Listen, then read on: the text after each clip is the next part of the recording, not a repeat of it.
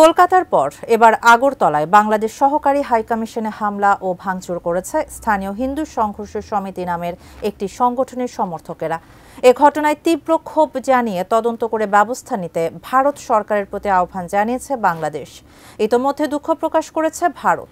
এদিকে বাংলাদেশে জাতিসংঘের শান্তিরক্ষী পাঠানো নিয়ে পশ্চিমবঙ্গের মুখ্যমন্ত্রী মমতা বন্দ্যোপাধ্যায়ের বক্তব্য নিয়েও ক্ষোভ তৈরি হয়েছে। দেশের সার্বভৌমত্বের জন্য হুমকি উল্লেখ করে এই বক্তব্য প্রত্যাহারের আহ্বান জানিয়েছেন বিএনপির মহাসচিব।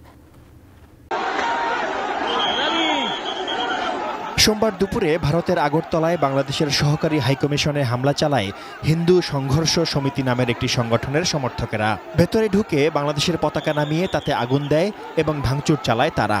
কয়েকদিন ধরেই হিন্দু সংঘর্ষ সমিতির সদস্যরা আগরতলা ও আশপাশের এলাকায় বিক্ষোভ মিছিল করে আসছিল। এই ঘটনায় ক্ষোভ জানিয়েছে বাংলাদেশ। পররাষ্ট্র মন্ত্রণালয়ের বিবৃতিতে বলা হয়, বাংলাদেশ মনে করে সহকারী হাইকমিশনের প্রধান ফটক ভেঙে বিক্ষোভকারীদের হামলার সুযোগ করে দেয়া হয়েছে এবং এটি ছিল পূর্ব পরিকল্পিত। বাংলাদেশের কূটনৈতিক মিশনের উপর এই হামলাকে জঘন্য আখ্যায়িত করে বিবৃতিতে বলা হয়, জাতীয় পতাকার অবমাননা ভিয়েনা কনভেনশনের স্পষ্ট লঙ্ঘন। এ ঘটনার তদন্ত করে অবিলম্বে ব্যবস্থা নেওয়ার জন্য ভারত সরকারের প্রতি আহ্বান জানিয়েছে বাংলাদেশ। হামলার ঘটনায় দুঃখ প্রকাশ করেছে ভারত।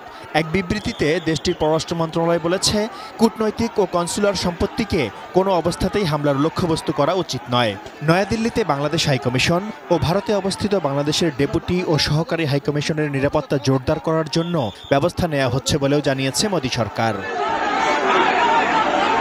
এলো ভিশন মুশকিল আসান অফার। যে কোনো ব্র্যান্ডের পুরনো ফ্রিজ নিয়ে চলে আসুন ভিশন শোরুমে আর নিয়ে যান নতুন ভিশন ফ্রিজ 20% পর্যন্ত ছাড়। Government of India can take up the matter with the United Nations so that they can build the peacekeeping force in Bangladesh. এদিকে বাংলাদেশে জাতিসংঘের শান্তিরক্ষী পাঠানো নিয়ে পশ্চিমবঙ্গের মুখ্যমন্ত্রী মমতা ব্যানার্জির বক্তব্যকে রাজনৈতিক বক্তব্য উল্লেখ করে ভারতের সাথে পারস্পরিক স্বার্থ ঠিক রেখে সম্পর্ক এগিয়ে নেওয়ার প্রত্যয় জানিয়েছেন পররাষ্ট্র উপদেষ্টা। উনি এই বক্তব্য কেন দিলেন এটা আমি ঠিক বুঝতে পারছি না। এটা তার যে ইলেকটোরেট সেটা আমি জানি। আমি কলকাতায় দীর্ঘদিন ছিলাম, আমি তার সাথে ব্যক্তিগতভাবে পরিচিত, তার বাসায়ও আমার যাতায়াত ছিল। কাজে আমি ব্যক্তিগতভাবে মনে করি যে এটা তার জন্য খুব সঠিক পদক্ষেপ না রাজনৈতিক দৃষ্টিভঙ্গি থেকে। রাজনীতিবিদরা তো সবসময় রাজনৈতিক দৃষ্টিকোণ থেকেই বক্তব্য দিয়ে থাকেন। আমি মনে করি এটা পশ্চিমবঙ্গের রাজনীতিতে তার অবস্থানের জন্য এটা হয়তো সহায়ক হবে। এটা অবশ্য আমার মত, উনি নিশ্চয়ই মনে করেন সহায়ক। স্যার, আমরা কি ইগনোর করব নাকি আমরা প্রতিবাদ করব?